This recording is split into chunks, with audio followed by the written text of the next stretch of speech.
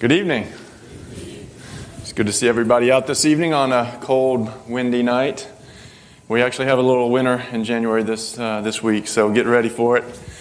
Tonight, I get the opportunity to speak with you. Stephen decided to take an impromptu day off. No, just kidding. Stephen got sick, and so we had the opportunity to fill in for him, and I'm glad to have this opportunity. I've had this thought, this idea in my mind for probably a good 3 or 4 months. And I'd actually thought about telling Stephen that I was just going to preach last Sunday night, but I didn't. And but now he said, well, you're going to preach tonight. So I said, all right, I get to do it tonight.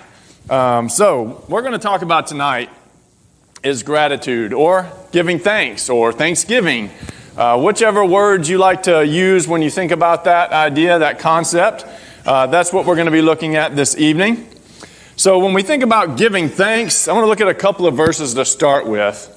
So to begin with, let's look over at 1 Thessalonians 5, verse 18. Introduce this lesson a little bit, and then do a little switcheroo on you. 1 Thessalonians 5, verse 18. Here, Paul says, give thanks in all circumstances, for this is the will of God in Christ Jesus for you. So Paul says here to give thanks at all times. This doesn't leave anything out. Good times, bad times, things are going well, things aren't going so well.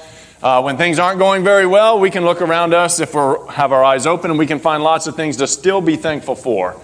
And so Paul is essentially saying focus on those things. Think about those things that you do have to be thankful for, even when you may be struggling. And of course, when things are going well, definitely give thanks. Colossians 3 is the second verse reading we want to have, Colossians 3, verses 15 through 17. Colossians 3, verse 15. And let the peace of Christ rule in your hearts, to which indeed you are called in one body, and be thankful. Let the word of Christ dwell in you richly, teaching and admonishing one another in all wisdom, singing psalms and hymns and spiritual songs with thankfulness in your hearts to God. And whatever you do in word or deed, do everything in the name of the Lord Jesus, giving thanks to God the Father through Him. So we recognize here that we are called as Christians to be a thankful people. Of course, that definitely means being thankful to God for the blessings that He gives us, being thankful to Him for our health that we have. Even if we have a little bit poor health, we may still have health. Nonetheless, we have days to live here on this earth. God has given us those things. But also to be thankful to others. To use our opportunities that we have when other people might step up and help us or assist us or do something maybe even for someone else that we notice. To be thankful for that. To be thankful for one another. Today, what I'd like to do is take a few moments to give thanks. So here's where the lesson kind of changes. Usually I was going to talk all about how to be thankful. And tonight, what I'm going to do is I'm going to give you guys and gals, that sounds a little bit southern, doesn't it? Ladies and gentlemen, thanks. And I'm going to focus a little bit on individuals as we go through here. So some of you might be like a little uncomfortable because you don't like to be pointed out.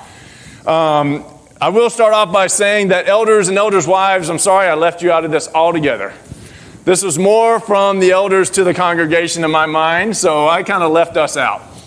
There's plenty of things that there are to be thankful for the elders and the elders' wives. But we're going to focus on pretty much everybody else this evening. And I will also say, I guarantee I probably left somebody out of something in some way or form or fashion. I couldn't go through, we would be here a long time if I tried to go through everything that we have to be thankful for. But I do want to focus on a few things this evening. And to begin with, I want to thank Brother Stephen, who's not here this evening, but maybe watching online. Stephen, of course, as you know, is our evangelist. Stephen does a lot of work here for the congregation. Some of us, I think, only see what he does when he's here Sunday morning, Sunday night, Wednesday evening. That may be the only exposure that many of you know what Stephen is doing. But Stephen does a lot of things in the background as well. Stephen does a lot of other activities that we rely upon here in our congregation. Of course, teaching and preaching is primarily what he is doing here. And definitely want to give Stephen thanks for the work and the effort that he puts into that. The time that he puts into that. The desire that he has to teach the truth. The desire that he has to help us learn and understand more about the will of God. And so we can leave here every time that we're leaving, we can go with more knowledge. We can strive to be better servants for God in the world around us. A couple other things that Stephen does, and again, this is not going to be all-inclusive. We don't have time for all-inclusiveness tonight, but a few other things. He does maintain our website. Todd helps out with that as well. Todd, from in the past, had been the primary on that. Stephen really took over that. So when you go out to our website and you look at your member directory, Stephen's updating that information on there. He's keeping all that up to date. When you go out there and you can download a lesson and you can watch a sermon, Stephen's the one that did all that work to create that sermon and kind of crop it into what it needs to be so that he can put it out there on the website. So he's the one doing that. He's doing all that work. He's also managing our outreach and advertising program that we have. If you remember, I forget what month it was now, August, I think, we came together, may have been September, but we came together and it was like a horde of elephants showed up at the building, and it was like we did what we thought was going to take an hour and a half in like 20 minutes, it seemed like. But we put like 2,500 stamps on envelopes and labels and everything or so, and we sent those out to people. Stephen came up or found that idea, went through it, ran with it, got all the materials, bought the stamps, did all the work behind that to get that done. And just by chance today, we actually had a visitor who showed up and said, I got one of those a while back, and this was my first opportunity to come visit with you. We had been kind of wondering if anybody was going to take advantage of that, but it was kind of nice to see that we did actually have someone come and visit with us on that. Hopefully they will come back and join us again. If you didn't meet Kelly, he was sitting up here with us this morning, kind of where Caroline's sitting basically this morning. Also, in regards to this, Stephen does a lot of work with the Facebook posts, and he tries to make sure things are out there for people to see what's coming up. And at times they will do what's called, I'm not a Facebook person, so to speak, but they'll boost a post. So they actually, we have given some funds to kind of make that post go out a little broader to other individuals outside of maybe just those that are a part of the Facebook North Beach Church of Christ Facebook community. So we do that. He does a number of those other things. He buys our banners. He kind of designs those, creates those, gets them purchased, and so that we can put those up for special events and things that happen. So a lot of those types of things Stephen's also doing in the background. So you might not know that, you might not have seen that, but that is something that's being done. And again, other things that you may know about that Stephen does. But I think we definitely need to always be thankful for whoever's up here as our evangelist, but definitely the work that Stephen is doing. And if you don't tell him thank you on a regular basis, I would recommend that we do that. Stephen should know that we appreciate his efforts and the work that he does here. Next, of course, just down a little bit from there, if you will, or up a little bit, however you want to recognize this. We have deacons.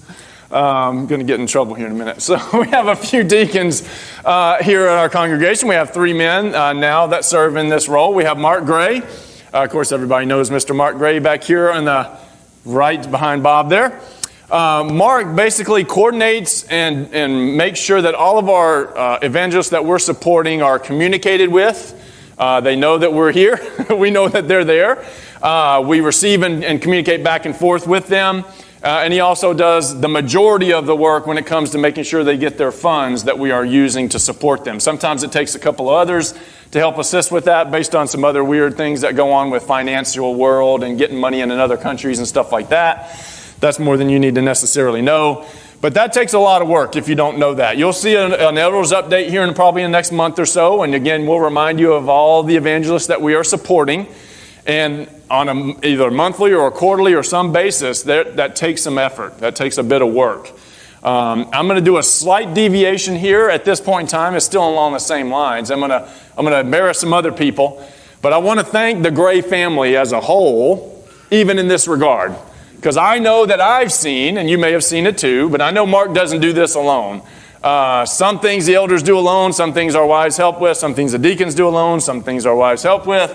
But I know that Pam and some of the children as well, maybe all of them actually, have done a work with printing out the reports, posting the reports. Pam does the work keeping our bulletin boards and our information boards and things up to date and all those good things. So just appreciate the work that they do there to make sure we just kind of overlook that stuff sometimes. It's just there. It just happens. Wow, look at that. There's stuff up there, right? Somebody's doing that. Somebody has to step up and take care of that. So thank you for that work. Of course, Jeremy Winiger here is also a deacon, and Jeremy does a tremendous amount of work trying to keep our building maintained. And as you know, this is not a small building, and there's not just a few air conditioning units and HVAC units and water systems and all sorts of stuff out there, right? That Jeremy has to typically jump in at last minute when something's breaking, or maybe even take a little bit of time off of work to come up here to meet somebody at the building.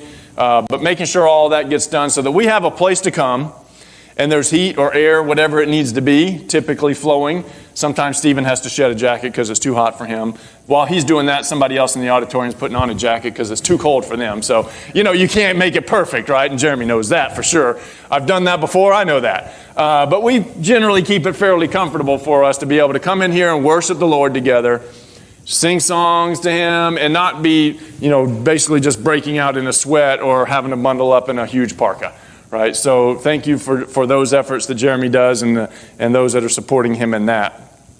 And then, of course, Aaron Lumpkin and the work that he does as a deacon. The orderly services that we have, the fact that they work the way they work and they go, step by step, and we're not out wondering who's up next and why isn't anybody standing up there and why isn't something happening, is because Aaron is putting all that together. And then Aaron, along with others like Mark and others, will make sure that the people who are assigned those duties know that they're assigned those duties when they show up and are ready to do that. And so that's not a small thing that we have to do. It seems like a small thing, but it's a tremendous thing when it comes to keeping the worship service orderly and so that we can worship together effectively. So again, thank you to our deacons. And again, that's just a little bit of a high level, one big thing that each of them are doing. There's a lot of other additional things that are happening behind the scenes that they're jumping in with and engaging in. And so appreciate that for our deacons and the work that you do. And, of course, your families as well for where they support that. Maybe Jasmine's putting me on here sometimes on the list. No, just kidding. All right. Some other people and some other things that we have going on. So we have computer operators that work our system here and make sure that songs go up here and make sure that the presentation's built. The songs just don't pop up here because someone speaks it into a computer and it just decides to do it. They have to spend time building that before services. They have to make sure that, if you said I want the first verse and the third verse and I only want the chorus once or twice or, I want something else changed, they have to make sure all that's done so that when the song leader's here singing, what they expect to happen is happening and you're seeing what you need to see to go follow along with that. So the computer operators that we have, again, a number of, and I might miss a few of these on here, but John Fertig basically started probably this whole thing in the day. The one that's been around doing this the longest and knows the most and usually can fix most of the problems that we have. David Winiger, Andrew Gray, Caleb Gray, again, jumping in on that. And Mimi Hutchison as well, who is back there this evening, making sure we're working appropriately tonight. So, again, thank you for the work that you do on that to make sure that we do have this system running. They can't control when the system dies. That's not on them when a computer crashes or a program doesn't want to do what it's supposed to do. But when things work like they're supposed to, they make sure it happens appropriately for us to be able to flow through our worship services effectively. As we're doing our worship services, we do have live stream opportunities for those that can't get out and join us tonight or in other times. Maybe we have someone who's shut in or someone just got sick and like Stephen and didn't want to come spread it. And so they can stay at home and watch the live services and engage in that as well. And so we have a number of individuals who do that as well. And I know I missed at least one on here because he's back there now doing it. But Todd Covington, of course, Todd is one of the, again, here's one that kind of started along the building of this process in the early stages and migrating to what we have today and making sure things work the way they need to work. And when things go south, a lot of times has to jump up and go fix that problem from time to time. Austin Caldera, Jeremy Winiger again, and Jordan Tipton. And then also David Winiger, who's back there right now going, oh, hey, my name wasn't on there. I told you I was going to miss somebody. I tried to go through and try to get everything, but I missed a few here and there. So, but thank you for those that do that and make sure that that's going out. And we get calls from time to time. The sound's not working properly. So, little tweaks, little fixes that we have to do. So for those that are watching, thank you when you let us know, because we won't know that it's not working typically unless you call us and let us know that it's not working. All right, next, I'm not going to go through a long list of names here because we would be here a long time. But I wanted to thank our children's Bible class teachers. And I will just basically say that 90% of the women in this room probably, and maybe 5% of the men, at some time or on a regular basis are teaching our children's Bible classes.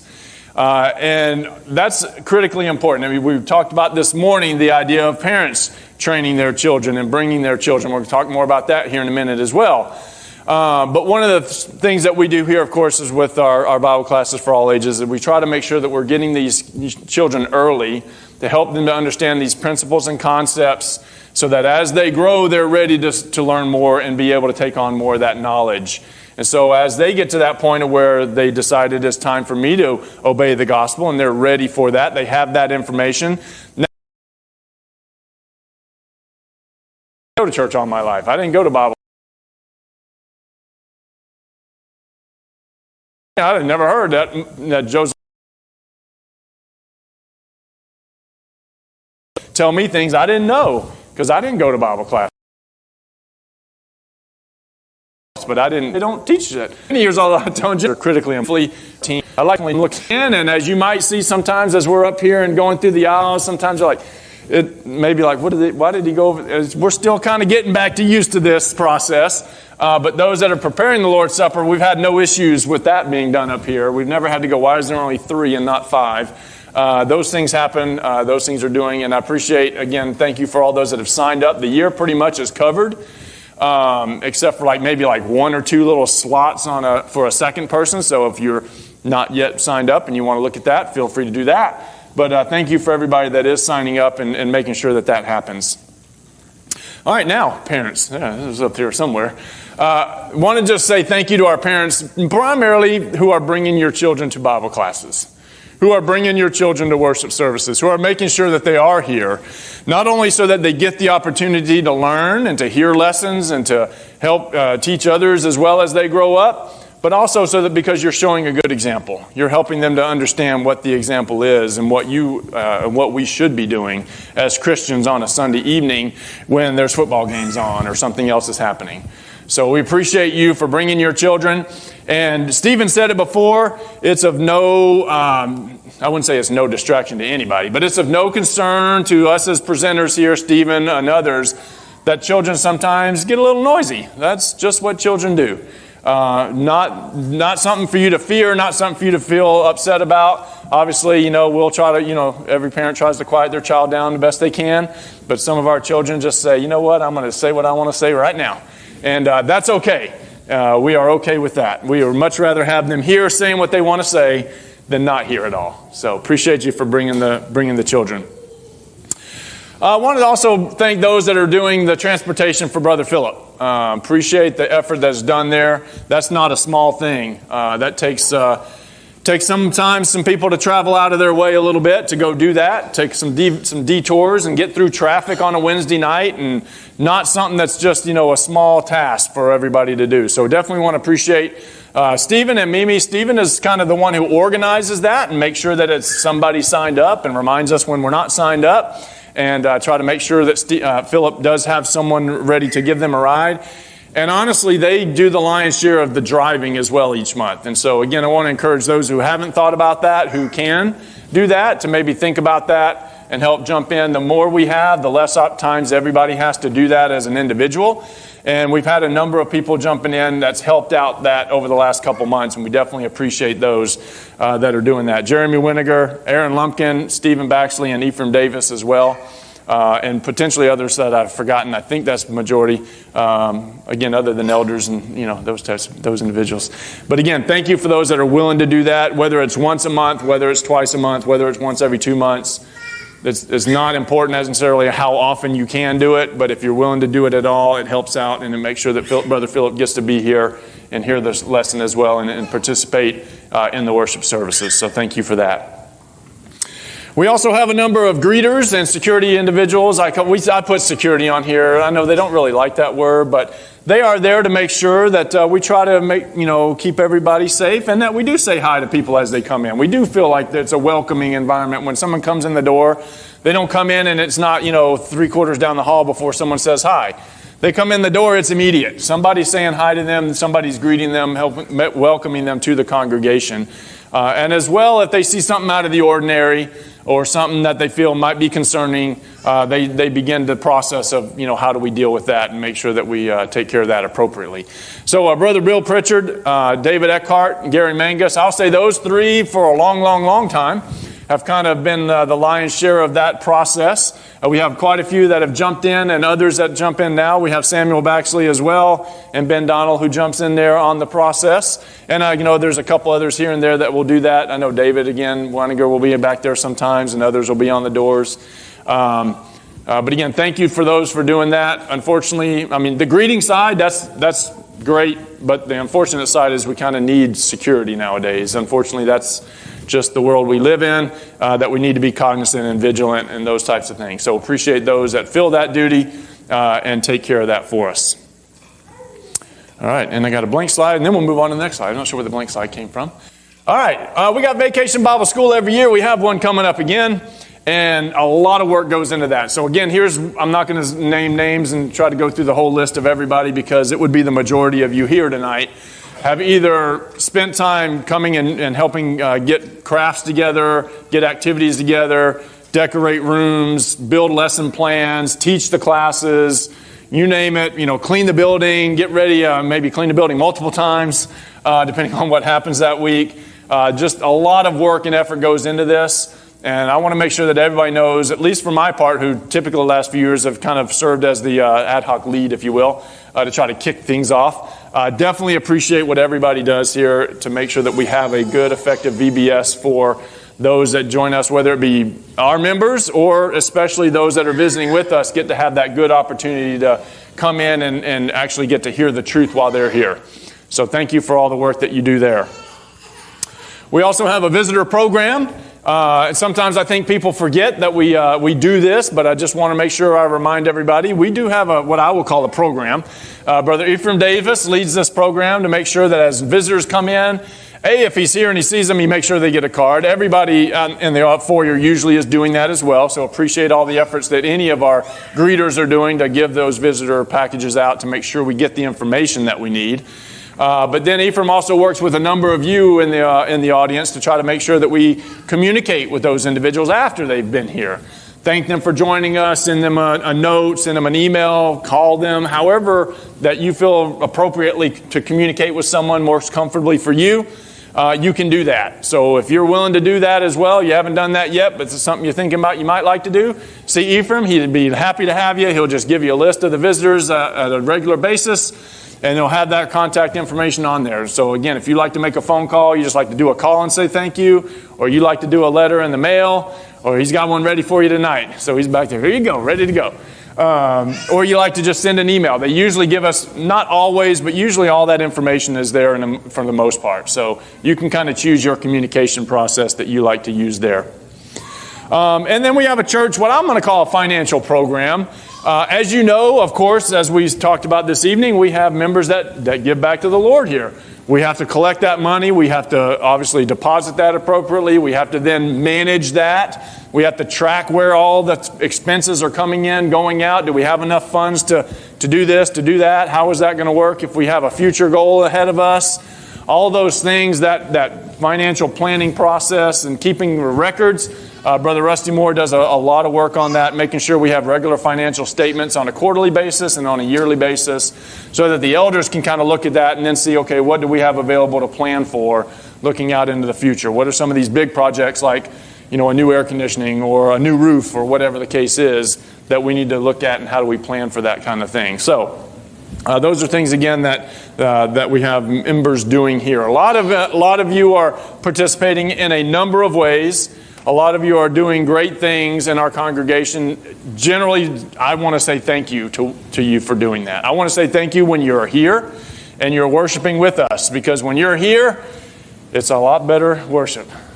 It's a lot better singing together than when we have a lot of members or individuals that aren't able to be here or don't show up. So thank you for that. Appreciate the effort that you're putting in. To close up here, I want to look at a couple of verses. What I would call all of these things, and kind of if I wrapped it up, was these are all good works. These are all good things that we're doing here as individual members of a congregation. You might be doing a program. You might just be doing a small thing. You might just be doing one aspect of this. But all these things are good works, and all these things are needed. Let's look at Ephesians chapter 2, verse 10, and see as God, or what God created us for. For we are His workmanship, created in Christ Jesus for good works, which God prepared beforehand that we should walk in them. There's a lot of things that Christians can be doing, and a lot of these good works we do here in our congregation. We also need to be mindful that we should be doing good works out in society as a whole. We should be out there being the example, being the light by doing those good works. Part of that good work, of course, as we did the whole last year, is talking to others about Jesus Christ. Is making sure they know about Jesus Christ. They know that there's a congregation they can go to and be welcomed at and hear the truth. There are many out there that just don't know that there's a place necessarily like the Church of Christ. I didn't know there was a Church of Christ until someone in my unit in the Air Force said, hey, come to church with me. I didn't know there was a place like a Church of Christ before that. There's a lot of people out there like that. We are here. We think that's crazy. Doesn't everybody know that the Church of Christ stands for this, and here's how we worship? And not everybody knows those things. It's up to us to make sure that we talk about those things with others. And then finally, Matthew chapter 5, verse 16. Matthew chapter 5, verse 16. Jesus says, in the same way, let your light shine before others, so that they may see your good works and give glory to your Father who is in heaven. Now, granted, we read this verse, and I think we always think external. We always think walking in the world being the light, and that's a perfect use of that. Definitely not the wrong way to do that. That is a use for this verse. We need to remember that applies internally here as well. What are we doing to be lights for each other? How am I shining in our congregation so that you see me shining and doing good things and say, I need to do more of those things. I need to be more like so-and-so, right? What am I doing? What are we doing as a congregation individually to be lights to one another? Can we do better? Usually the answer is always yes. You may be doing a whole lot of things, but guess what? As Stephen has said in other lessons, there's always room to grow. There's always more we can do. You might not have time to do a whole lot more, and that's okay. We don't necessarily have expectations that you will do 1, 2, 3, 5, 10 things. The only expectation is that you try to do what you can. You try to be the light the best that you can here in our congregation. And then when we leave here, of course, as we mentioned, yes, out in the world as well. So, in a nutshell, in the end, thank you. Thank you to all our members who join us on a regular basis.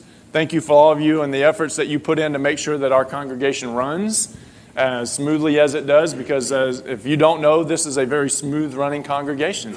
Again, I knew that this wouldn't be all inclusive of everything, but definitely wanted to say thank you as a whole and let you know that we do see you, we do notice the work that you are doing and appreciate that effort. This evening, if there's anything that we can do to help you at this point in time, go ahead and if you're using a songbook, you can get your songbooks out. We'll be singing a song here in a moment as a way of invitation. If you have not been baptized, if you have heard the truth, you understand the truth, you desire to repent of your sins, and you desire to be baptized and confess Jesus Christ as your Savior, we can do that tonight. There is, of course, a baptistry right behind me, always ready for that. If there's anything else, if you need the prayers of the congregation or have any other needs, again, we will be in the back there ready to assist you with anything that you may have. We would just ask that you come now as we stand and as we sing the song that is selected.